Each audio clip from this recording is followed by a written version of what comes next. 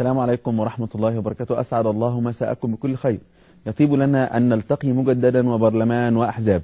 كما قلنا سابقا أن هذه المرحلة المهمة من تاريخ مصر هناك تفاعل قوي جدا للأحزاب على الساحة السياسية في مصر في استعداد لبناء مصر ديمقراطية جديدة كما تستحق أن تكون.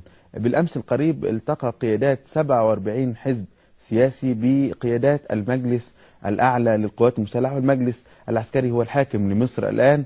هذا اللقاء الذي شهده قيادات 47 حزب سياسي وخبراء في القانون وخبراء من بعض الجهات القضائية العليا في البلد، وهذا اللقاء تم مناقشة العديد من القضايا التي تتعلق بإجراء الانتخابات، بتقسيم الدوائر، مسائل متعلقة بمشاركة فلول الحزب الوطني من عدمها، مسائل عديدة جدا تمت مناقشتها في هذا اللقاء المهم والحاسم في تشكيل المرحلة السياسية القادمة وكيف ستتكون.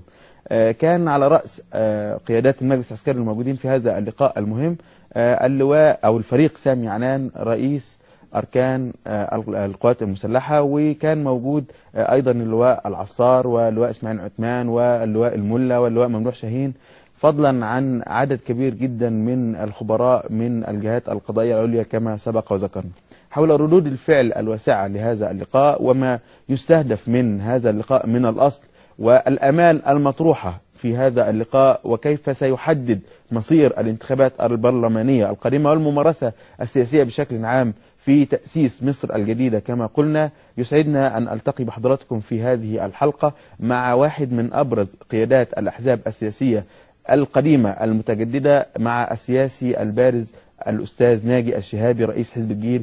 أهلا وسهلا بك يا فندم. أهلا بيك. يعني منورنا دايما وبنسعد بلقائك على شاشة الشباب. الشاشة منورة بيك والله. ربنا يعزك ويبارك فيك فندم. هذا اللقاء المهم كثيرون علقوا عليه آمالا عريضة في تحديد الخارطة السياسية لمصر القادمة.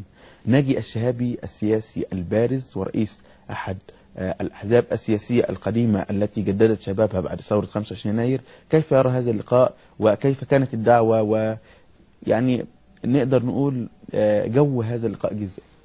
هو اللقاء ده يعتبر أهم لقاء عقده المجلس الأعلى للقوات المسلحة مع قادة العمل السياسي في مصر. هو جه في توقيته إن كان اتأخر قليلا، ولكن جه في التوقيت المطلوب. الدعوة وجهت إلينا من المجلس الأعلى للقوات المسلحة بأن في لقاء مع الفريق سامي عنان وبعض أعضاء المجلس الأعلى للقوات المسلحة، على رأسهم اللواء محمد العصار، اللواء مختار الملا، اللواء إسماعيل عثمان، اللواء ممدوح شاهين، اللواء محمد أمين، تمثيل عالي من المجلس الأعلى للقوات المسلحة مع خبراء من في القانون الدستوري ممن ينتمون إلى المحكمة الدستورية العليا، بالإضافة إلى ممثل اللجنة العليا للانتخابات، وكذلك ممثل وزارة الداخلية، ممثلا في اللواء دكتور رفعت قمصان مدير الإدارة العامة للانتخابات. نعم. اللقاء كان الأجواء كان فيه أجواء طيبة، فيه كان حريص الفريق سامي عنان على أن يعلن إن القوات المسلحة على الحياد تماما في هذا الأمر، وأنها تقف على مسافات متساوية بين كل الأحزاب السياسية، وأنها غير منحازة لأي فصيل سياسي من الفصائل المتنافسة على الساحة السياسية، وأن القوات المسلحة لا مصلحة لها في أي قانون تصدره.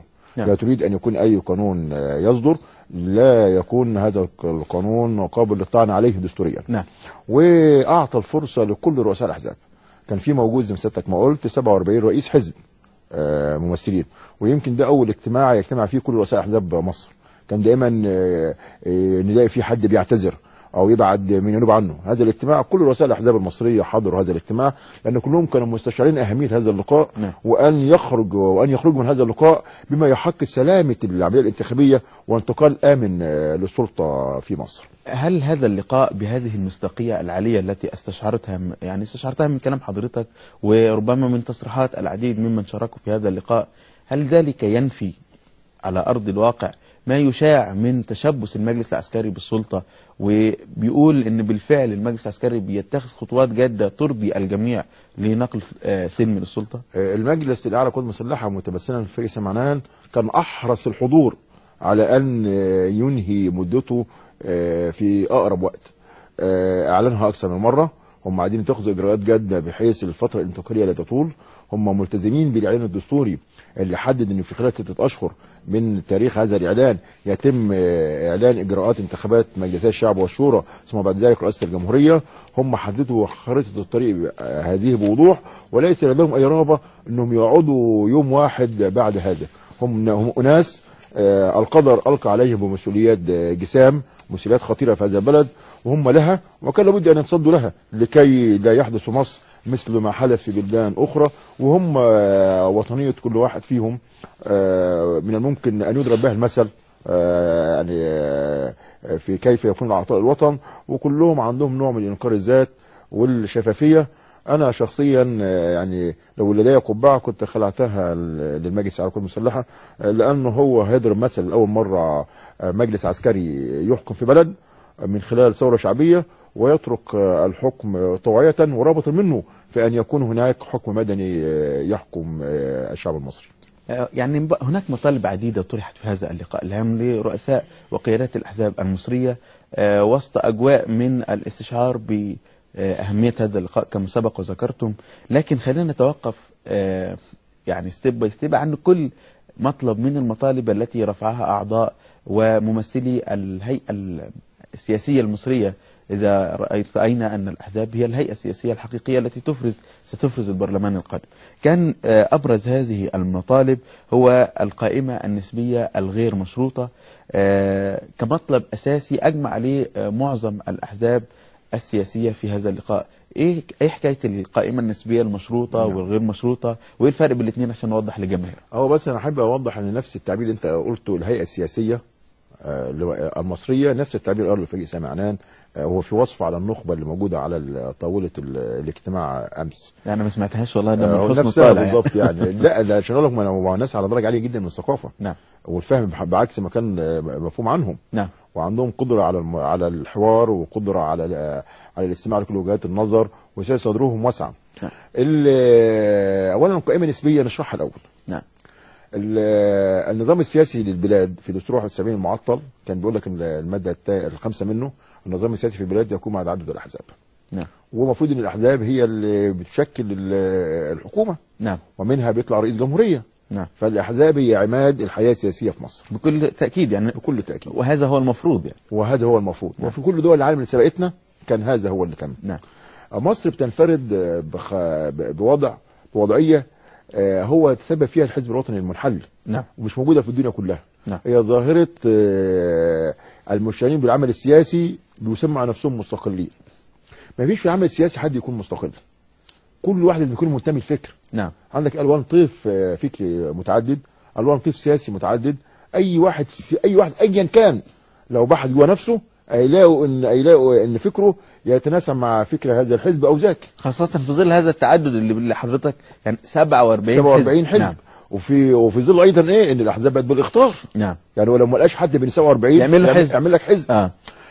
فعشان كده انا صححت المعلومه في بدايه الجلسه، قلت له ما فيش حاجه اسمها مستقل، انما في فردي. في الفريق سامي عنان قال لي فعلا احنا بنتكلم على الفردي وليس على المستقل، ما فيش حد اسمه مستقل.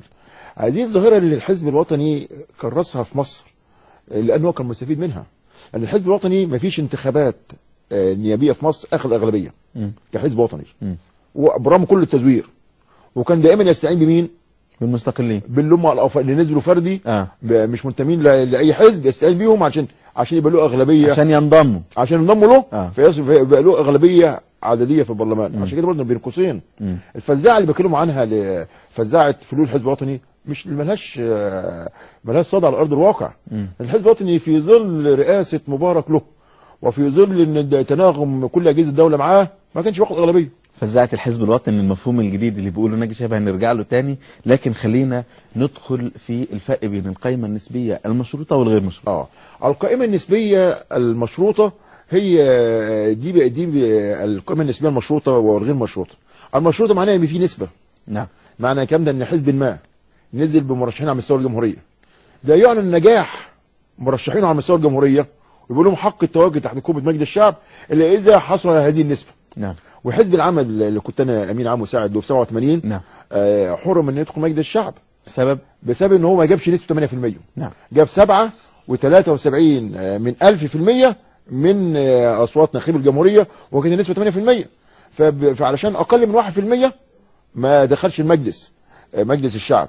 فهي دي النسبه المشروطه. احنا مطلبنا ان تكون الانتخابات بنظام القائمه النسبيه غير المشروطه، لان التجربه الحزبيه في مصر بعد ان تم تجديدها بعد 25 يناير، واصبح فيها احزاب جديده واحزاب قديمه زي ما سيادتك ما قلت، واحزاب جديده شبهها، اصبحت محتاجين ان التجربه الحزبيه دي يتم تقويتها، وفي نفس الوقت ما فيش احزاب ممكن يغطوا كل الجمهوريه. نعم، تقويه التجربه الحزبيه المصريه كلام مهم جدا، هنرجع له بعد فاصل قصير. مشاهدينا الكرام، فاصل قصير ونعود اليكم، فابقوا معنا.